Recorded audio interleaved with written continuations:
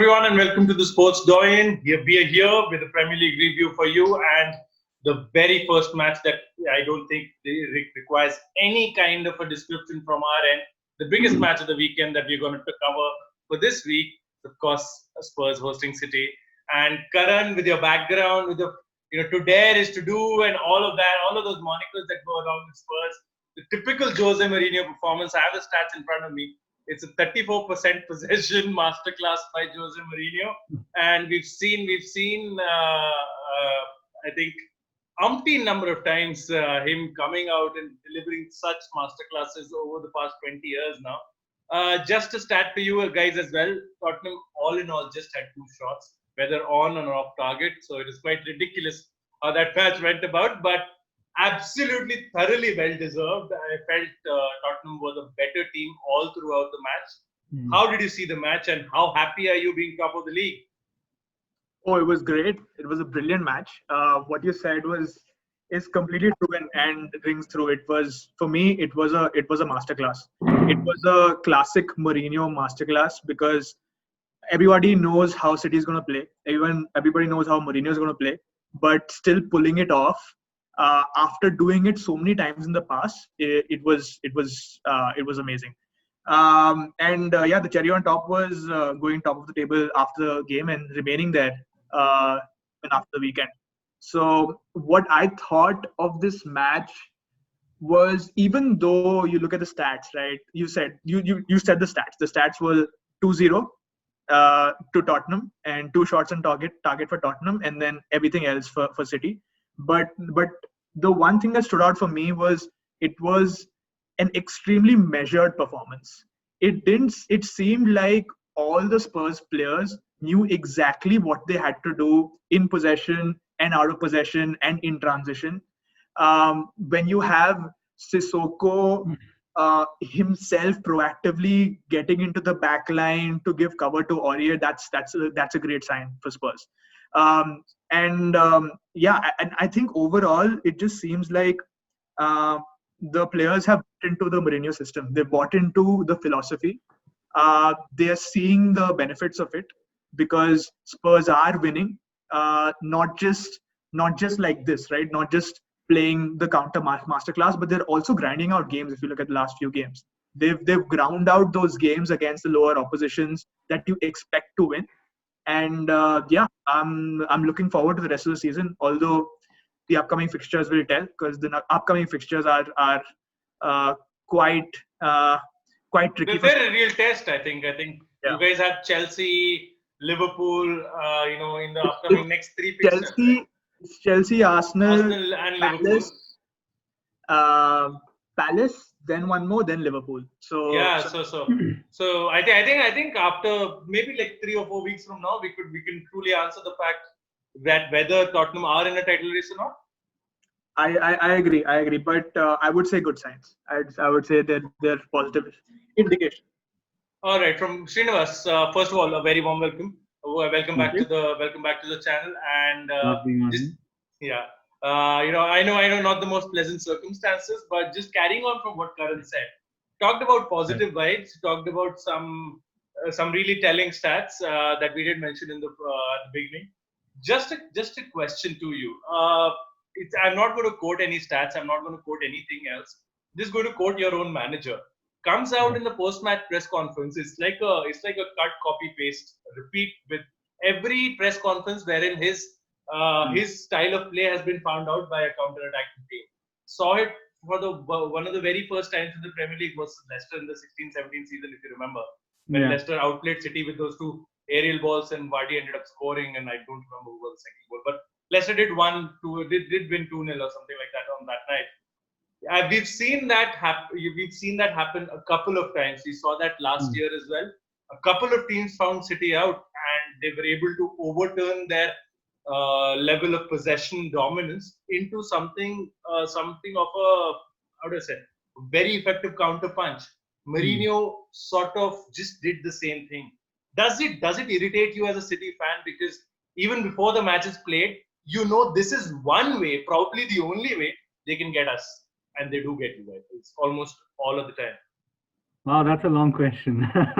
What I have to say is that the problems that we're facing is that first of all, as I've mentioned on this show before, and even though Rodri was good on the night, unfortunately he isn't Fernandinho, and I thought he was actually one of our better players on the night. But what happens is that because we don't have like an immense engine in the middle of the park, it's like we don't have an N'Golo Kante or like a Fabinho or a Fernandinho in this case. We do get found out in a sense just because in the midfield, if you play say Bernardo Silva or Gundogan, Bernardo Silva has been missing for almost over a season now, and Gundogan doesn't offer you much there. So we've also just like with what happened with Chelsea when they lost the likes of Lampard and Drogba, we've also lost our spine in the sense that we don't have a peak Fernandinho.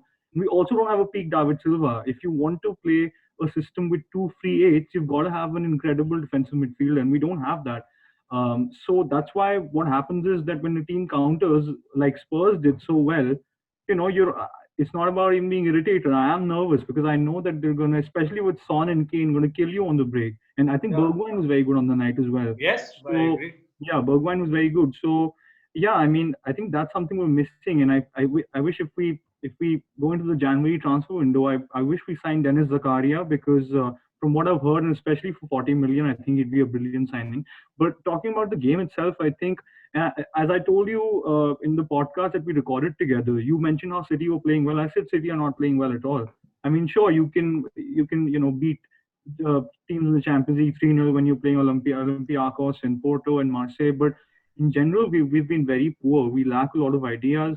Um, Going for, of course, you have to consider the fact that because of this season, because of COVID, because of what's going on, not that it's just a problem that we're going through, but you see Kevin De Bruyne looking very leggy, for example. He mentioned as well that he is genuinely exhausted. So as much as we like him to be the superhero, everyone has a couple of off days, and I think that's the case with him. And I'm not blaming it on him at all, but I think you know at least right now we're really really dependent on him, because especially when with Pep's team selections as well this season. And I've never agreed with Pep's team selections, but this season they've been very very suspect. I mean, not starting Phil Foden at all, after he has this masterclass against Iceland where he was brilliant, 2 goals and an assist.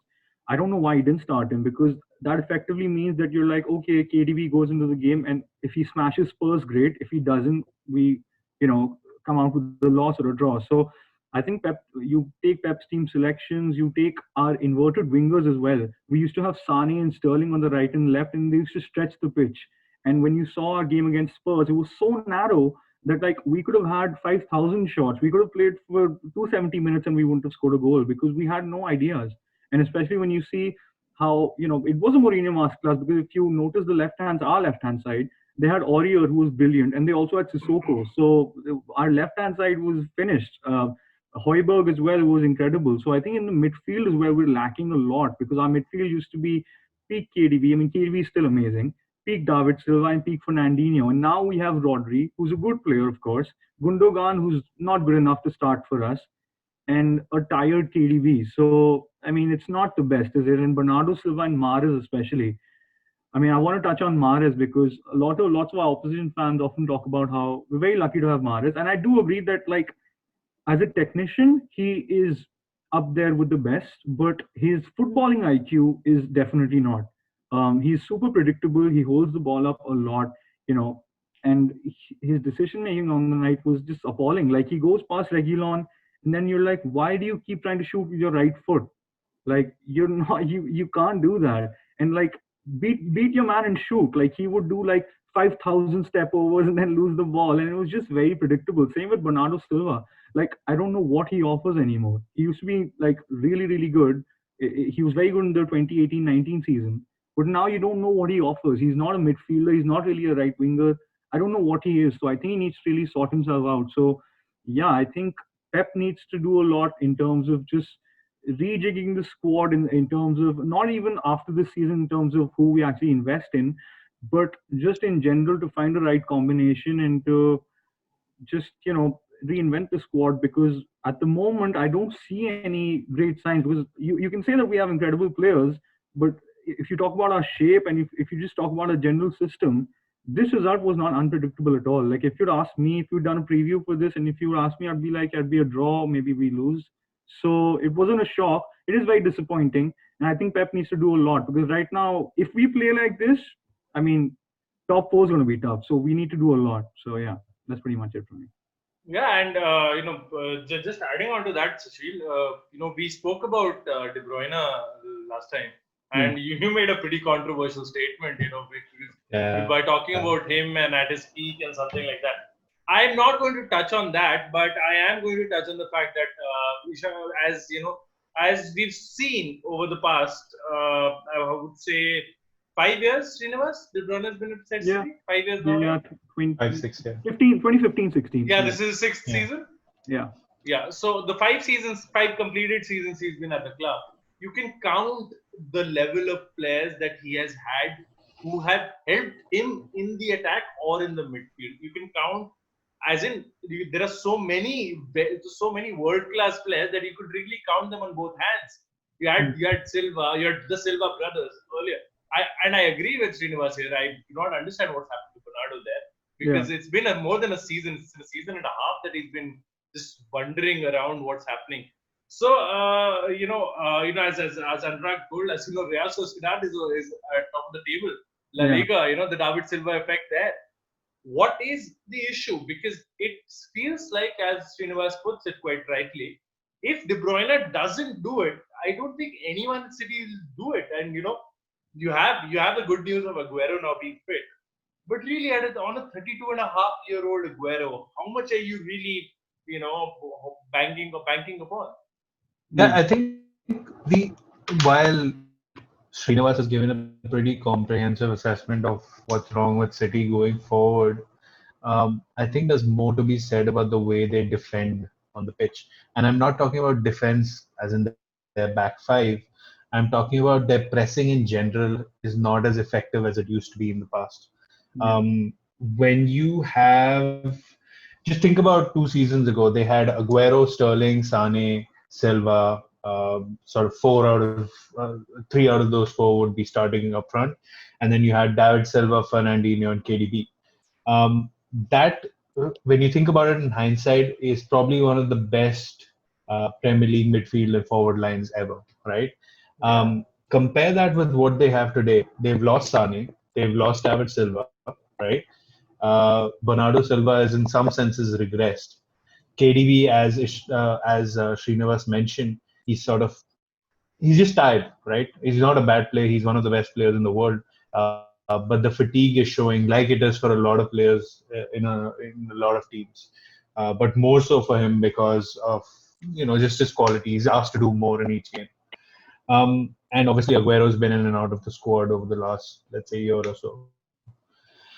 So that being the case, it's not just the offensive output that you have to replicate. It's also a lot of the defensive aspects of the game, the pressing, the awareness to, nick the ball when you can. A lot of that is gone too. And it really shows, the way Tottenham scored this week. A lot of it can come down to the fact that the ball should very rarely reach those parts of the pitch when you're playing with Man City, right? You should be able to recycle possession higher up the pitch, which they're unable to do of late. And, in terms of when you started off, you were sort of saying, 2-0, scored on the counter, City had 80% of the possession, etc., etc. We've been saying this about Guardiola since 2008 when they lost to Rubin Kazan the first time. Right? Yeah. They had 80% of possession. I did not like his post-match press conference. I think it's which I don't know what he can say. It's the same arrogant stuff that he's talking. I don't think it's arrogant. I just want to ask you, sorry for interrupting. I just want to actually know what was wrong with what he said. I want to remind him. I don't think there was anything wrong. So I don't think my problem is not saying that he said something hurtful or said something stupid or something like that. It's the same line. It's the line that we did nothing wrong. We weren't clinical enough. And that is why, we conceded 2 opportunities against us. And they took those 2 opportunities. That is which he's just stating facts. I mean, I'm sorry. You can never be. Sorry. No. City weren't It is Look, not for the lack of clinical I know, finishing that City I know did. we're digressing, but I must say, Guardiola does not owe an explanation to anyone other than his players and the people who hired them and the fans, Bro, right? like, But I okay, feel, I mean, okay. apart from all this, I'm one thing sorry, which I'm I've sorry. noticed. Yeah, Prathamesh, before you come in, Yeah. I'm sorry, Yeah. Not just on this channel, on almost every other Yeah. media platform, Uh-huh. social media platform. We have takedowns of managers who come out talking the same nonsense over and over and over. It was good evening with Emery. It was other stuff with other people. Jose has a scrap as well, and we've spoken a lot about that before. I'm sorry, this is inexcusable. This is his 5th year in England, and this is 5th year in England. Yeah. Okay, I'm not saying it's inexcusable where he is. I'm saying at least try to assimilate what others are trying to say. Maybe try to tweak his system. City's tactical fouling, which might not be one of the biggest ways of actually trying to curb counterattacks, but that was a huge part in how they stopped, I think, major goal scoring chances at least once or twice in a game. Yeah. I feel that documentary didn't personally help them because it put out a lot of those tactical fouling images within. I think the referees have also become more aware now that when there is a transition, there is always a chance that City are going to create that one foul. They're going to make that foul. Previously, they used to get away with a warning, probably with a yellow card.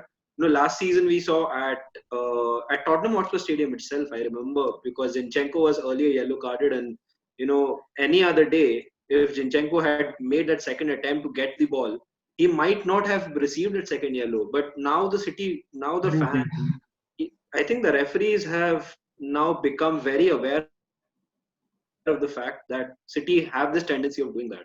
And I think they found out that one thing, and I think the referees are aware. I think that's one thing that against teams like Tottenham, who like to play on the break, like what happened with United last season, with Wolves before that, So I think referees have also become aware of this now. And I think that is kind of affecting. Doesn't take away anything from the fact that, the defensive aspect of the way Guardiola is implementing his defensive tactics right now is not really working out. It's a bit awkward to see where João Cancelo actually plays in the game. He almost plays central midfield. CDM, Kyle Walker almost plays like an advanced, somewhere in between of a central midfielder and a right back. I don't understand that position either. But Kyle Walker has a pace to take it back. I don't think Cancelo is defensively that good that he can recover the way Walker does. So I think that's one thing that City have to regard now. They have to understand that every team is capable of beating every other team. So I think that's one thing that Guardiola really needs to put into his players. I feel there is a little overconfidence there right now. Just on the defense, I think I'd like to bring up a point. I know that we've discussed that City's positioning is all over the place, but there were some basic defensive mistakes. Like the first goal, the defenders, your centre backs had no, like they should have not followed Kane. Kane went up, the guys took the bait. Ndombele gave a straight pass right over the back line. It was a good pass, though. It was a good pass. It was a great pass. It was a great pass. But they know if Son and Kane are sitting up front with your central defenders, they know one of them is going to move. It's a trap. It's a trap, right? Yeah. Like this is basic, and that's something that I would have expected Guardiola to be have told his players to check for and just be aware of. So I was really surprised the way the first goal happened. It just seemed like technically they weren't set up to it. I'll be honest. Like I do acknowledge all of you guys' points, but I'm just saying that with the first goal, I think that was very clever from Kane, and I don't even think that's a Guardiola thing. I just think that's very silly defending, to be honest. Like I agree. I agree with you. The fact that Laporte got baited into doing that is very poor, and to add to that, like not taking any credit away from Tottenham, because I think they were brilliant, and I don't think this was a smash and grab win. I think they were actually very good. They had a plan. Like that's how you're supposed to play against City. But like Edison's mistakes as well, like the second goal especially, like when I was watching it and Celso gets the ball, I'm like, please don't rush out, and it's a goal, and I'm like, oh god. And for the first one as well, like while there's always a 50% chance that you come forward and you sort of you make the you create an angle in a way that like the striker can't score, you'd rather just stay positioned where you are, because like with the first goal, like even though Son has a good left foot, Cancelo is still gonna sort of like make the angle a little wider for him. And I think there was no reason for him to come forward. And Lo Celso on his strong foot, obviously he's going to score. So I think that lots of the defensive mistakes that you see, like from City in general, a lot of times it's just very silly individual errors. Like Laporte is the top centre back. There's no reason for him to get baited by Kane like that. Because when Kane does what he does in that sense, he does a much better job. So that was actually just, I don't even think Kane expected. I think he just moved and Laporte fell for it, and then he did what he did, and that's it. So no, I actually disagree, Srinivas. I think it was planned. You could see the movements. He's talking about in terms of Laporte and I'm talking about Laporte. I'm saying that Kane does that because that's what Kane does. But I don't even think Kane expected Laporte to fall for it in such a bad way. That's what I'm saying. But that's on Laporte. Kane is brilliant.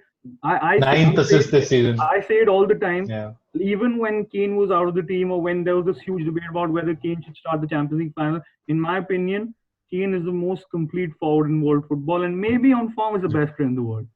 So yeah, that's all I have to say. Wow. Sulaksh, do you still not worry about Tottenham at all? An Arsenal fan, he has to worry. First of all, I would have to give massive congratulations to Tottenham, because last week in our review, I was quite skeptical about how Tottenham can stand up against the big boys and not bottle it like they have mostly in their history. But it was a solid round performance, and it was classic Jose Mourinho. I mean, there's nothing that I think was anything different from what we would expect the Mourinho side to see, apart from the fact that probably now, according to him, he has the personnel to implement a style like this, where he can just ask his players to shut out and not think of creating, or not think of trying to move on the play beyond a certain part of the pitch unless it's a break. And they did it perfectly. Last week, I think I had mentioned the interesting part about this battle would be to see which of the managers actually adapts, and which of the managers actually understands, that every game is different, and you need to play the 90 minutes as the 90. And I think Mourinho passed, because Tottenham have been changing up their style quite a lot in this season. I think they've been attacking in some games, they've been completely defensive and counter-attacking in some games, and then in some games they've had a balance of both, trying to scrape through a win. So it's something that I think Guardiola has failed at again, and I won't go as far as saying that Guardiola's over and finished. I mean, he did come to the Premier League and he did win back-to-back titles with City, the same team. But I think they've been found out with the style of football, and if Pep Guardiola does not find a plan B or something that can make games like this go his way, then it was eventually just the big games that they were losing like this. But when you start losing to the likes of Wolves last season, did a double over them with a similar kind of game plan, Tottenham, and the kind of games that they've lost, drawn to lead. So it's not going to work out. I see him going the Arsene Wenger way in terms of being rigid. Ooh, wow, that's no, something. I mean, it's similar. It's pretty similar, because the kind of Srinivas, even if there is a minutest grain of truth there, you want to stay away from this topic. This is nuclear waste for you guys. I want to have a good night's sleep. I want to smile when I wake up tomorrow. I don't want to. That's what happens when you bring an Arsenal fan on a pod. But yeah, negative. But yeah, just a final word because of course you guys are the City and Spurs experts. I'll start with you, Srinivas. You said something around being a little uncertain around the top 4 race.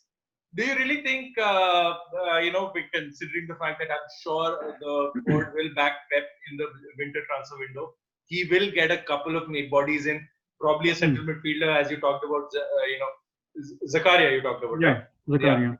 Zakaria, and maybe another left back, or maybe a winger.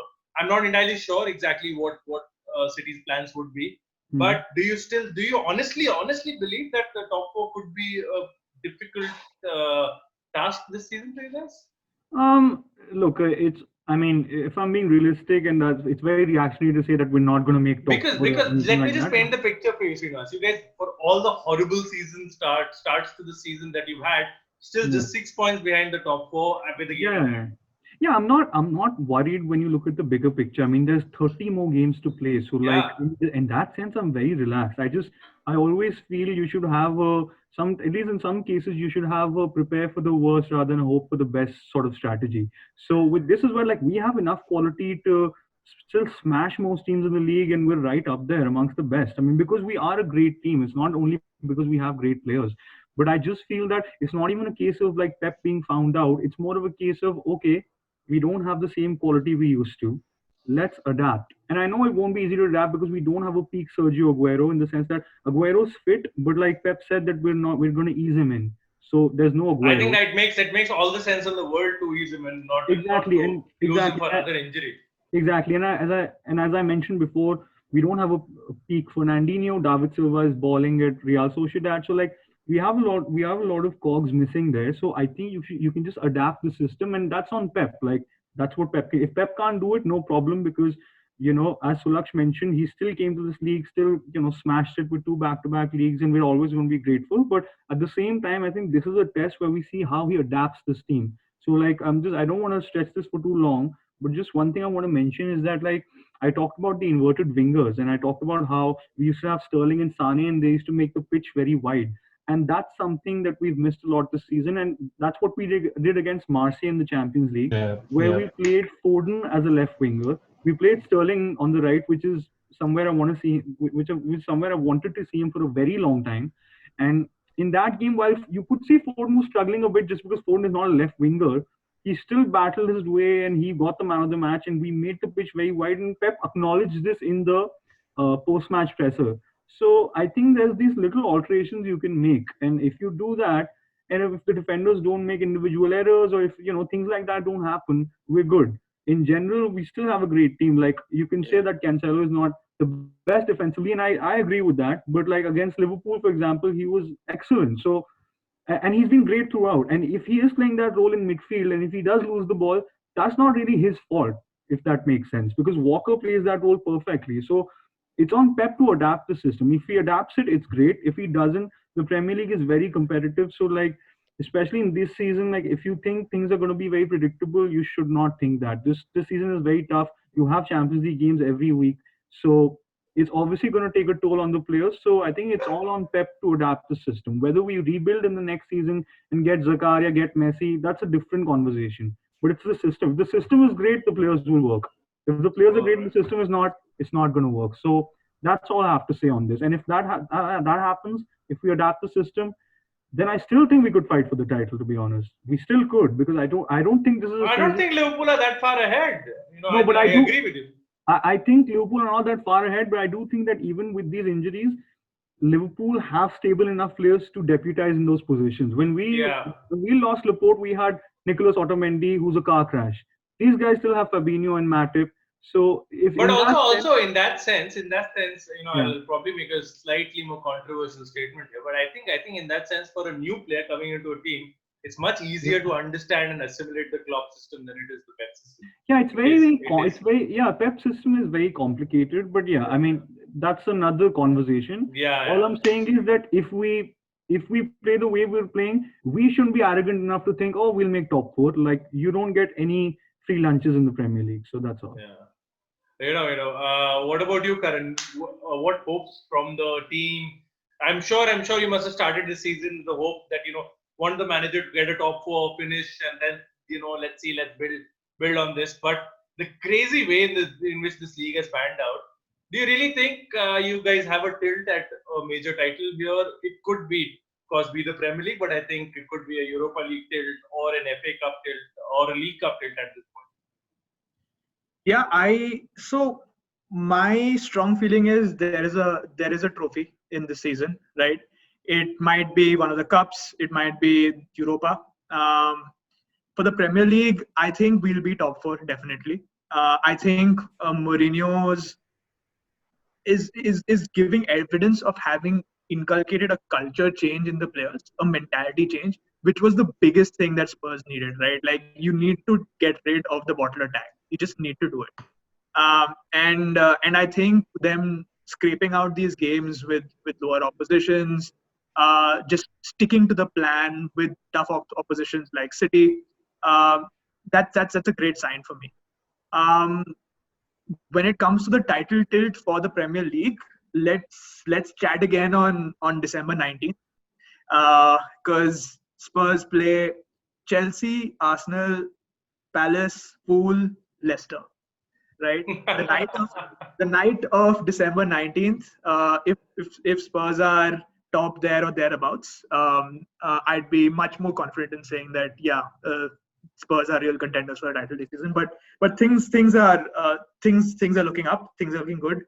Definitely, Spurs need the title this season, because then if they don't, and the way City is actually playing, I fear them beating Kane away in the summer. Yeah, and I think Kushagr, I think he talked about December 19th, right? I would be very surprised if Tottenham are there in thereabouts around second place or first place or third place with like 2-3 points away, and if they're in that situation, they don't end up winning the title. I think this is one of the most incredibly tough runs that you could have. Even Palace away is not an easy game. Yes, tell me about it. Yeah, so yeah, I think in that sense, if you look at December 19th, and as Karan talks, if they are there in thereabouts, then I think they should be favorites for the title. One of the favorites, actually. Yeah, I think I can't express the pro Mourinho person that I am right now. But you don't have to. We can see it is very visible. Yeah, I don't have to. I don't think. I don't think there is much to be said there. Yeah, but the only thing that I want to say is, like, people talked a lot about how good and what didn't work for Man City, rather what Guardiola needs to change. I think one thing that we kind of missed out on was the minute details to which Jose Mourinho was able to point the Tottenham Man City game to his favor.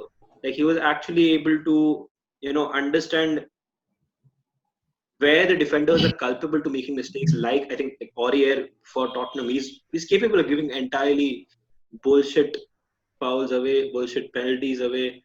He understood how Højbjerg and Sissoko need to actually cover him up, help him out in many times. I think what he has done with Kane is fantastic. Because I think we always knew that Kane had the vision, right? And it was just a matter of fact whether he's able to provide those passes while moving deeper and at the same time keep on scoring goals. He had a goal ruled out for offside, which I felt was a little, his lack of concentration probably, or maybe he was just going through a lot of things in the game. But apart from that, I felt Harry Kane again magnificent, 9 assists. Susheel, you said that, fantastic at this point of the season. So I think big ups to Jose right now. Yeah, and I think that about sums up our Spurs versus City discussion here. One can only hope the City, of course, for the City fans, the City bounce back. But it's been an interesting league, and there's a lot of water that's there has to flow under the bridge right now. We move on from Man City versus Spurs.